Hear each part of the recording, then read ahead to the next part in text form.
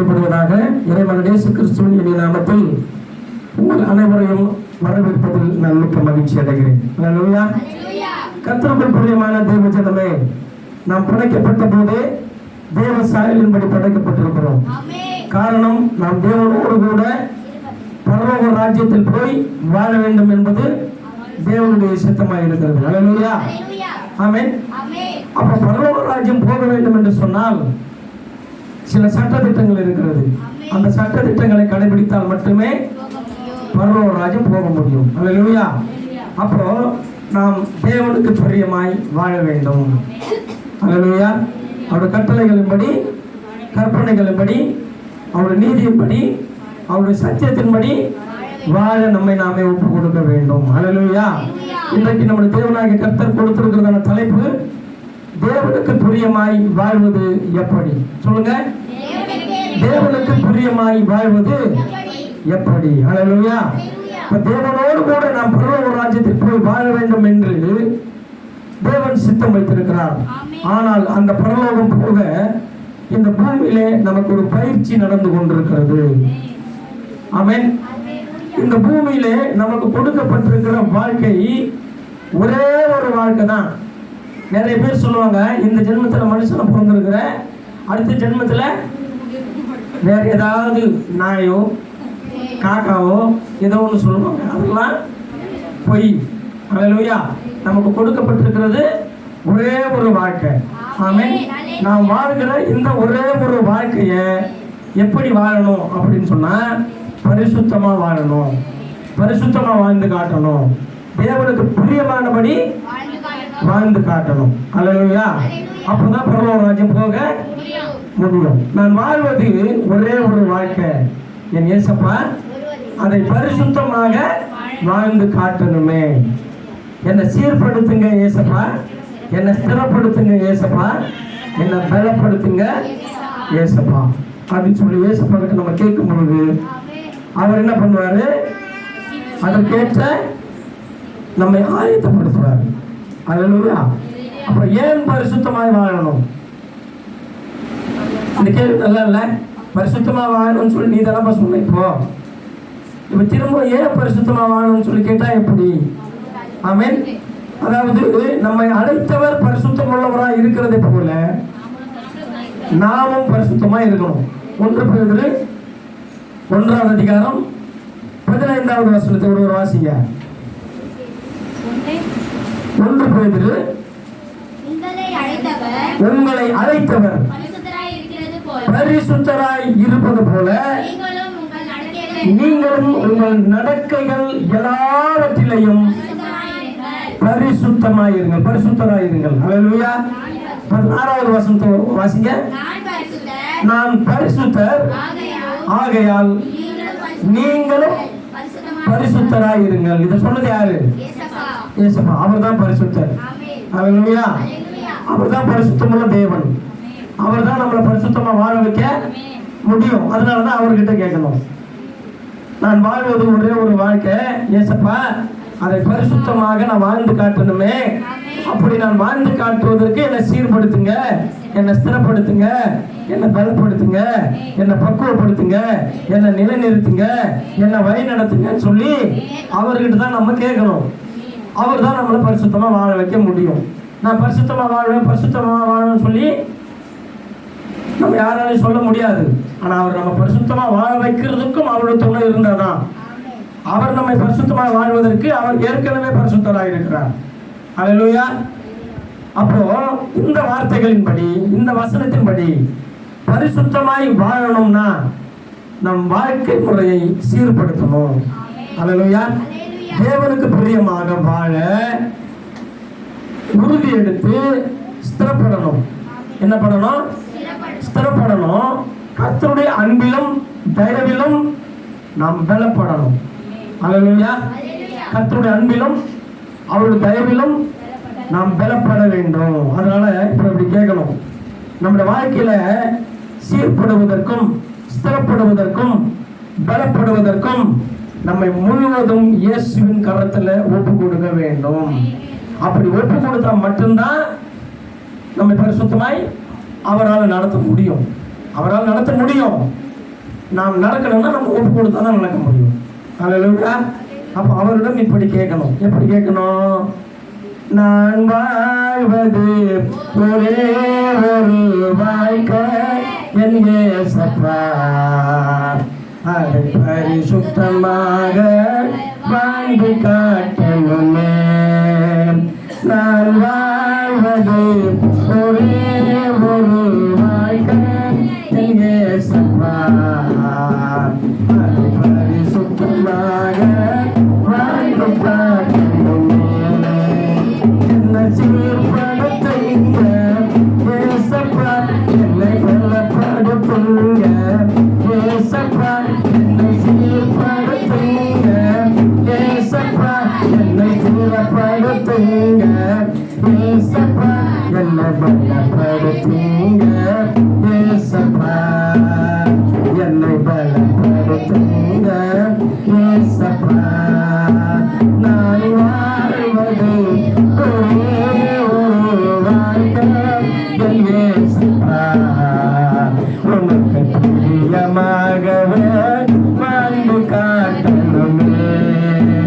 நான் வாழ்வது ஒரே ஒரு வாழ்க்கை என் இயேசப்பா, அதை பரிசுத்தமாக வாழ்ந்து காட்டணுமே. இப்படி நம்ம கேட்டோம்னா அவர் அப்படி நம்மளை நடத்துவார். ஹல்லேலூயா, ஹல்லேலூயா. இந்த பூமியில நாம் வாழ்கிற வாழ்க்கையில பாவம் இல்லாம வாழணும். அப்படின்னா பாவமான வாழ்க்கை பறந்து போகணும். ஆமென். பரிசுத்த வாழ்க்கை நமக்குள் வரணும். பாவ வாழ்க்கை பறந்து போகணும் அப்படின்னு சொன்னா தானா பறந்து போயிடுமா? போகாது. ஆமென். பரிசுத்தமா வாழணும். அதுக்கு நாம என்ன செய்யணும் அப்படின்னு சொன்னா, பாவமான வாழ்க்கை அது தொலைந்து போகட்டும் அப்படின்னு சொல்லி ஏசப்பா கிட்ட கேட்கணும். என்ன கேட்கணும்? பாவமான வாழ்க்கை அது தொலைந்து போகட்டும் ஏசப்பா, என்னை அர்ப்பணிக்கிறேன், என் பாவத்தை நான் அறிக்கை செய்து விட்டு விடுகிறேன் என்று சொல்லி அவரிடத்தில் நம்ம கேட்கும் பொழுது அவர் பாவங்களை மன்னித்து அக்கிரமங்களை நீக்கி நோய்களை குணமாக்கி பிரியமானபடி அவருக்கு பிரியமானபடி வாழ வைப்பார், பரிசுத்தமா வாழ வைப்பார். அல்லேலூயா. 1 பேதுரு 1:14 வாசிங்க. நீங்கள் முன்னே உங்கள் அறியாமையினாலே முன்னிருந்த இச்சைகளின்படி நடவாமல் கீழ்ப்படுகிற பிள்ளைகளாய் இருந்து. அல்லேலூயா. முன்னே நீங்கள் அறியாமையினாலே நடத்தி வந்த இச்சைகளின்படி நடக்காமல் கீழ்ப்படிந்து நடக்கணும். எதுக்கு கீழ்ப்படிந்து நடக்கணும்? ஏசப்பாவுக்கு கீழ்ப்படிந்து நடக்கணும். ஒரு சத்தியத்துக்கு கீழ்ப்படிந்து நடக்கணும். ஆமென். நீதிக்கு கீழ்ப்படிந்து நடக்கணும். மொத்தத்தில் கர்த்தருக்கு பயப்படுகிற பயத்தோடு கூட கற்பனைகளின்படி கீழ்ப்படிந்து நடக்க வேண்டும். ஆமென். அப்ப தேவனுக்கு பயந்த ஒரு வழிகளில் நடக்க வேண்டும். அதாவது இனி பாவம் செய்யாதபடிக்கு பழைய பாவங்களை அறிக்கை செய்து விட்டுவிட வேண்டும். ஆமென். நீதிமொழிகள் 28:11 இப்படி சொல்லுகிறது, பாவங்களை மறைக்கிறவன் வாழ்வடைய மாட்டான், அதை அறிக்கை செய்து விட்டு விடுகிறவனோ இரக்கம் பெறுவான். அல்லேலூயா. ஆமென். அப்படி பாவங்களை அறிக்கை செய்து விட்டு விட்டு தேவனிடத்தில் ஒப்புரவாகும் போதுதான் ஆமென் நம்மளை சீர்படுத்தி ஸ்திரப்படுத்தி பலப்படுத்தி பக்குவப்படுத்தி வழி நடத்துவார். அப்போ மொத்தத்தில் பாவமான வாழ்க்கை அது பறந்து போகட்டுமே. ஆமென்.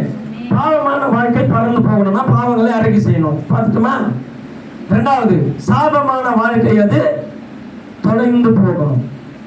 சாபத்துக்குள்ள நம்ம இனி இருக்கக்கூடாது. அல்லேலூயா. அப்ப சாபமான வாழ்க்கை அது தொலைந்து போகட்டுமே. எப்படி தொலைந்து போகும்? கலாத்தியர் நிருபம் 3வது அதிகாரம் 13வது வசனத்தை வாசிங்க. கலாத்தியர் 3:13 மரத்தில் தூக்கப்பட்ட எவனும் சபிக்கப்பட்டவன் என்று எழுதி இருக்கிறபடி கிறிஸ்து நமக்காக சாபமாகி நியாயப்பிரமாணத்தின் சாபத்திற்கு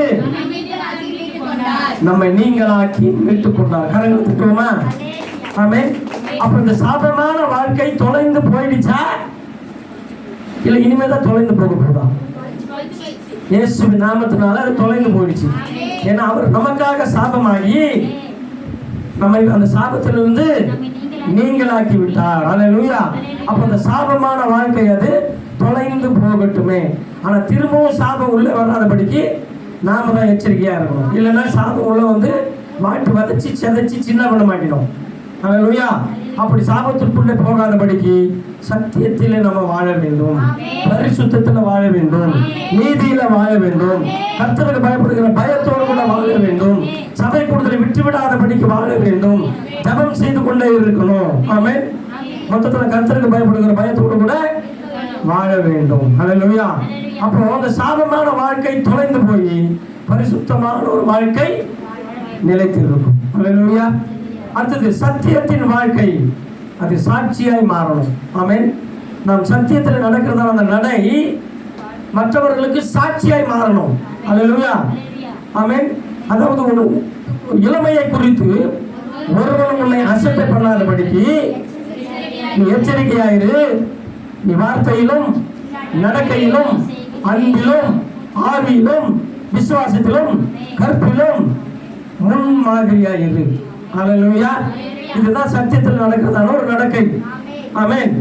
உன் இளமையை குறித்து ஒருவனும் அசட்டை பண்ணக்கூடாதபடிக்கு நீ வார்த்தையிலும் நடக்கையிலும் அன்பிலும் ஆவியிலும் விசுவாசத்திலும் கற்பிலும் முன்மாதிரியா இருக்கணும். அல்லேலூயா.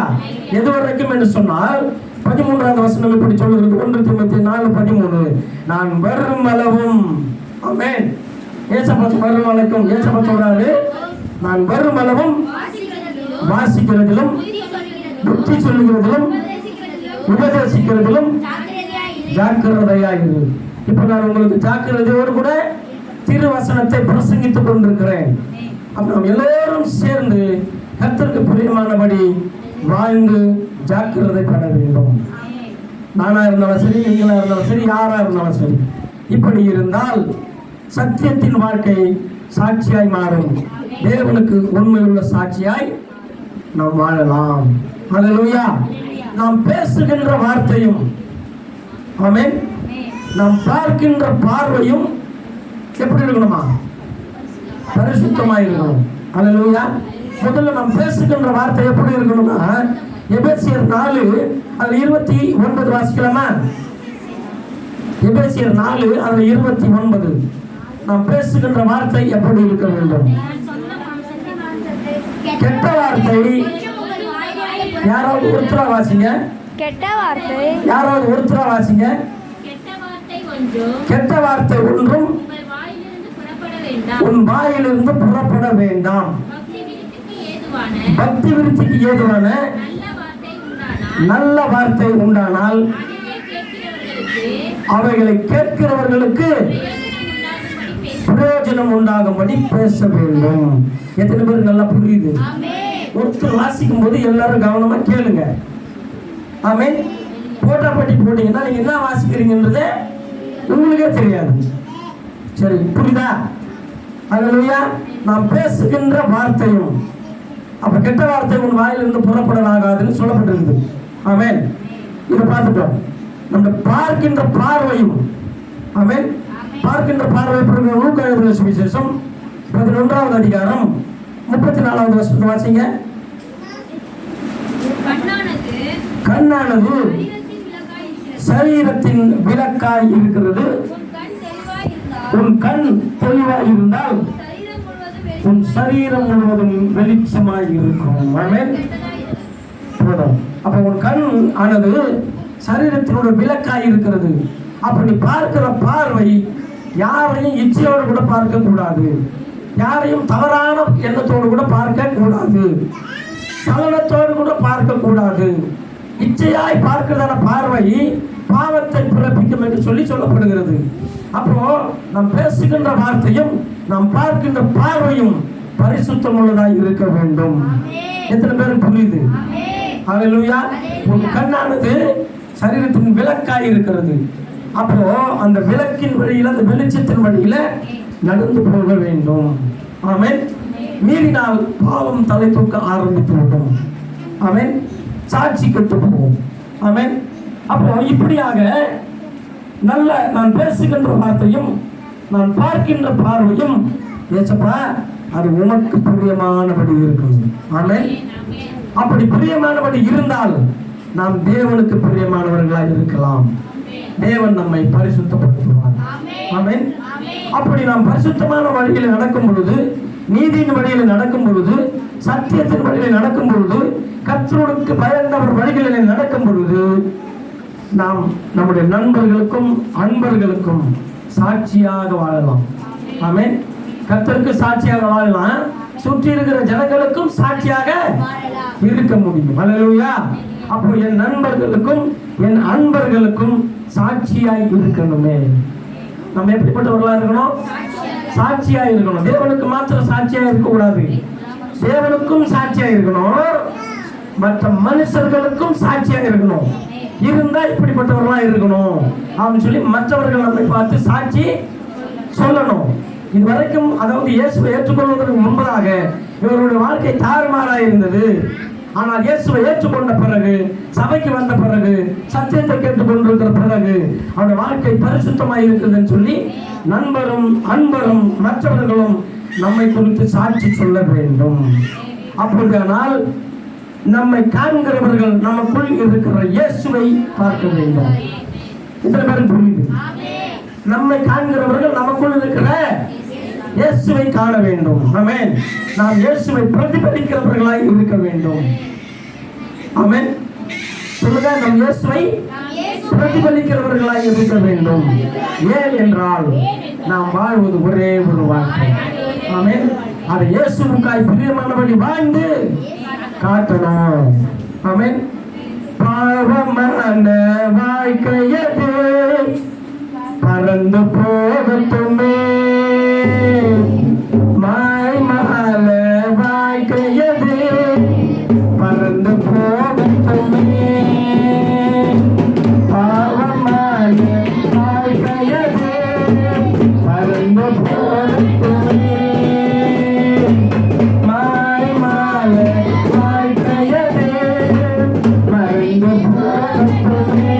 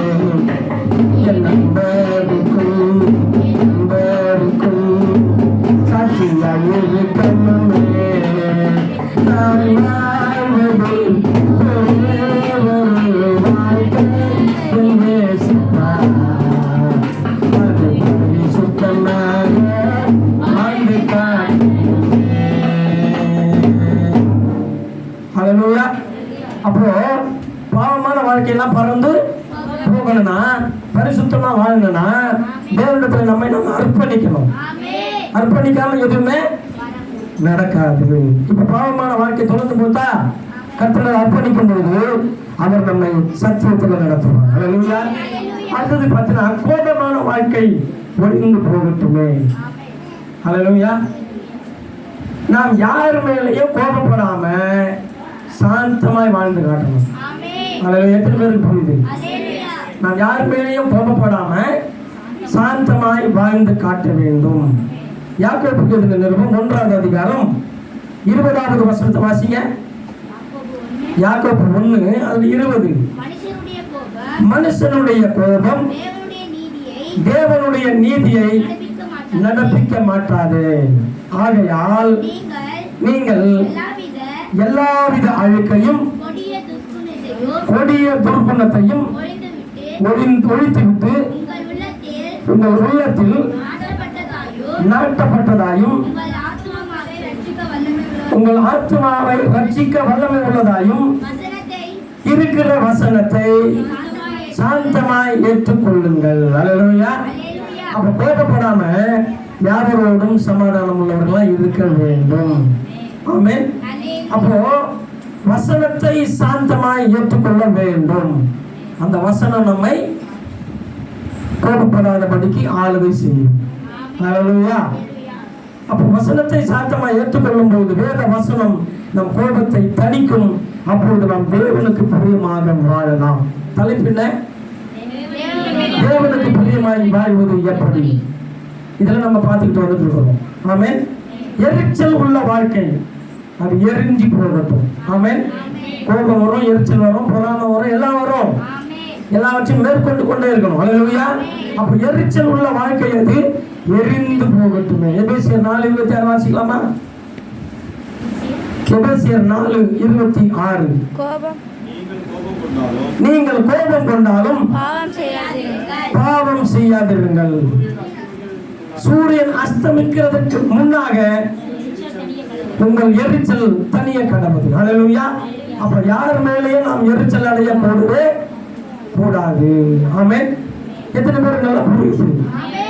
யார் மேலேயும் கோபப்படவும் கூடாது, யார் மேலேயும் எரிச்சல் அடையவும் கூடாது. அப்படி நாம் இருக்கும் பொழுது தேவனுக்கு பிரியமாய் வாழலாம். ஏனென்றால் அவர் உன்னிடத்தில் அன்பா இருக்கிறது போல் பிறனிடத்திலும் அன்பா இருக்குன்னு சொல்லிட்டாரு. அப்படி இருந்தாதான் தேவனுக்கு பிரியமாய் வாழ்கிறோம் என்று சொல்லி அர்த்தமாகுது. அடுத்தது சஞ்சலமான வாழ்க்கை அது சரிந்து போகட்டுமே. ஆமென். நம்மை சஞ்சலப்படுத்துகிறதான வாழ்க்கை, நம்முடைய சஞ்சலமான வாழ்க்கை அது சரிந்து போக வேண்டும். ஆமென். ஏசாயா 35 அது 10 படி பார்க்கும் பொழுது கர்த்தரால் மீட்டெடுக்கப்பட்ட ஜனம். வாசிங்க. ஏசாயா 35 அது 10. கர்த்தரால் மீட்கப்பட்டவர்கள் மனம் திரும்பி ஆனந்த களிப்புடன் பாடி சீயோனுக்கு வருவார்கள். நித்திய மகிழ்ச்சி அவர்கள் தலையின் மேல் இருக்கும். சந்தோஷமும் மகிழ்ச்சியும் அடைவார்கள். சஞ்சலமும் தவிப்பும் ஓடி போகும். அப்ப அந்த சஞ்சலமான வாழ்க்கை அது சரிந்து ஓடி போக வேண்டும். ஹல்லேலூயா. ஹல்லேலூயா. எத்தனை பேர் இந்த செய்தி பிடிச்சிருக்குது? எத்தனை பேர் இதை கவனமா கேட்குறீங்க? எத்தனை பேர் இந்த பயபக்தியோடு கூட கேட்குறீங்க?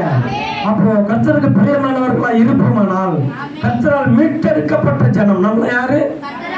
கர்த்தரால் மீட்டெடுக்கப்பட்டவர்கள் ஆனந்த களிப்புடன் பாடி சீயோனுக்கு வருவார்கள். சீயோன் என்னமா? நீ எந்த ஸ்தலத்துல ரட்சிக்கப்பட்டிருக்கிற அந்த சபை. அப்ப சீயோனுக்கு வருவார்கள். இன்னைக்கு நிறைய பேர் ஆளை காணும்.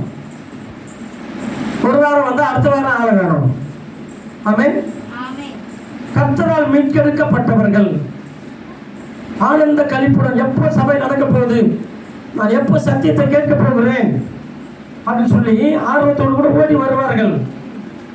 அப்பொழுது சந்தோஷமும் சமாதானமும் உண்டாகும். சஞ்சலமும், நீ எவ்வளவுக்கு எவ்வளவு சத்தியத்தை கேட்கிறையோ அவ்வளவுக்கு அவ்வளவு சஞ்சலமும் தவிப்பும் ஓடி போகும். இன்னைக்கு நிறைய பேர் மிஸ் பண்றாங்க. சஞ்சலமும் தவிப்பும் என் கூடவே இருக்கட்டும் அப்படின்ற மாதிரி இருக்கு. அல்லேலூயா. அப்படி சஞ்சலமும் தவிப்பும் ஓடி போகணும்னா தேவனுக்கு பிரியமானபடி வாழணும். நான் வாழ்வது ஒரே ஒரு வாழ்க்கை, அதை உண்மையும் உத்தமமா பரிசுத்தமா பயபக்தியா வாழணும். கர்த்தரை தேடணும். சபை கூடுதல் விட்டு விடாமல் இருக்கணும். அப்பதான் சமாதானமாய் வாழ முடியும். ஆமென். அப்ப கோபமான வாழ்க்கை அது ஒழிந்து போகட்டுமே. எரிச்சல் உள்ள வாழ்க்கை அது எரிந்து போகட்டுமே. சஞ்சலமான வாழ்க்கை அது சரிந்து போகட்டுமே. எல்லாம் இப்படி போச்சுன்னா சமாதான வாழ்க்கை தானா வரும். அது ஒரு சரித்திரம் படைக்கும். எத்தனை பேர் நம்புறீங்க? அல்லேலூயா. சமாதானத்தின் தேவன் சாத்தானை காலின் கீழே போட்டு மிதித்து போடுவார். அல்லேலூயா. அப்ப சமாதான வாழ்க்கை அது எனக்குள் சரித்திரம் படைக்கட்டுமே. ஏசாயா 48:18 வாசிங்க. நாம் வாழ்கின்றதான இந்த ஒரே ஒரு வாழ்க்கையில சமாதானமாய் வாழ்ந்து சரித்திரம் படைக்கணும்னா தேவனுடைய கற்பனைகளின்படி வாழணும். வாசிங்க இப்போ. ஆஹா, என் கற்பனைகளை கவனித்தாயானால் நலமாயிருக்கும். அப்பொழுது உன் சமாதானம் நதியை போலும், உன் நீதி சமுத்திரத்தின் அலைகளை போலும் இருக்கும். எவ்வளவு பெரிய ஒரு பயங்கரமான ஒரு வார்த்தை, எவ்வளவு ஒரு சந்தோஷமான ஒரு வார்த்தை. ஆனா உன் நீதி, அதாவது உன் சமாதானம் நதியை போலவும் உன் நீதி சமுத்திரத்தின் அலைகளை போலவும் நீ அனுபவிக்க வேண்டும் என்றால், நீ அதை சந்தோஷப்பட வேண்டும் என்றால், அந்த சமாதானம் உனக்கு வேண்டும் என்றால் தேவனுடைய கற்பனைகளை கை கொள்ள வேண்டும். அதுல பிரதானமான முக்கியமான பயங்கரமான இன்னைக்கு மனிதனால் புறக்கணிக்கப்பட்டதான ஒரு கற்பனை, ஓய்வு நாளை பரிசுத்தமாய் ஆசரிக்க நினைப்பாயாக. ஆமென். இந்த நாள்ல புறக்கணிக்காமல் வந்தவர்களை கர்த்தர் ஆசீர்வதிப்பாராக. ஹல்லேலூயா. தேவனுடைய கற்பனைகளின்படி நடந்தால் நமக்கு சமாதானம் உண்டாகும். அவர்கள் கர்த்தருடையவர்கள் என்று சொல்லப்படுவார்கள். ஆமென். ஹல்லேலூயா. மற்றவர்கள் பார்த்து சொல்லுவாங்க, இவர்கள் கர்த்தருடையவர்கள் என்று மற்றவர்கள் சாட்சி சொல்ல சரித்திரம் படைக்கலாம். தேவனுடைய கற்பனைகளின்படி அவருக்கு பயந்தவர் வழிகளில் நடக்கும் பொழுது, ஆமென், அவருக்கு பயந்தவர் வழியில் நடக்கிறதெல்லாம் ஓகே தான். ஆனால் அவருடைய கற்பனைகளின்படி ஓய்ந்திருக்கணும். ஹல்லேலூயா. அப்போ இப்படிலாம் நடந்து கொண்டிருந்தால் தேவன் நம்மை பிரியமாய் நடத்துவார். நாம் தேவனுக்கு பிரியமாய் வாழலாம். ஹல்லேலூயா. நான் நடக்கின்ற நடையும் நான் உடுத்துகின்ற உடையும், என்னது? நான் நடக்கின்ற நடையும் நான் உடுத்துகின்ற உடையும் மற்றவர்களுக்கும் சாட்சியாக இருக்கணும். என் உற்றார்களுக்கும் என் உறவினர்களுக்கும் மற்றவர்களுக்கும் சாட்சியாக இருக்கணும். ஹல்லேலூயா. அப்போ இந்த வசனத்தின்படி தேவனுக்கு பயந்து அவர் வழிகளில் நடந்தோமானால் நம்முடைய ஆவிக்குரிய வாழ்க்கை வளர்ச்சியாக மாறும். தேவ நாமம் மகிமைப்படும். ஹல்லேலூயா. எப்போ தேவ நாமம் மகிமைப்படும்? கோபமான வாழ்க்கை அது தொலைந்து ஒழிந்து போகணும். எரிச்சல் உள்ள வாழ்க்கை அது எரிந்து போகணும். சஞ்சலமான வாழ்க்கை அது சரிந்து போகணும். சமாதான வாழ்க்கை நமக்குள்ள வந்து சரித்திரம் படைக்கணும். ஹல்லேலூயா. என் உற்றாருக்கும் என் மற்றோருக்கும் அது சாட்சியாக இருக்கணுமே. ஹல்லேலூயா. ஆமென். ஹல்லேலூயா. கோபமான வாழ்க்கையது ஒழிந்து போகட்டுமே, உம்மோடு வாழும் வாழ்க்கையது உறுதியாகட்டுமே, உம்மோடு பேசும் ஜப வாழ்க்கை அனுதினம் மலரட்டுமே, ஜபித்து ஜபித்து ஜெயம் எடுப்போம், ஜெயமாய் மாறட்டுமே. மாற்றி பார்த்தேன்.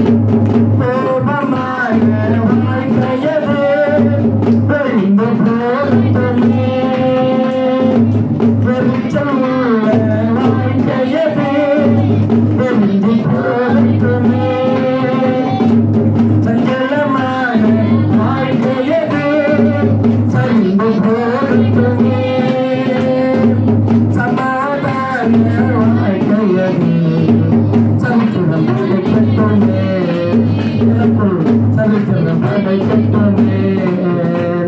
நடக்கின்ற நடையும் நடக்கின்ற நடையும் நடக்கின்ற நடையும் என் தாய்க்கும் என் தோருக்கும் என் தாய்க்கும் மற்றோருக்கும் சாட்சியாக இருக்கட்டுமே, நல்ல சாட்சியாக இருக்கட்டுமே.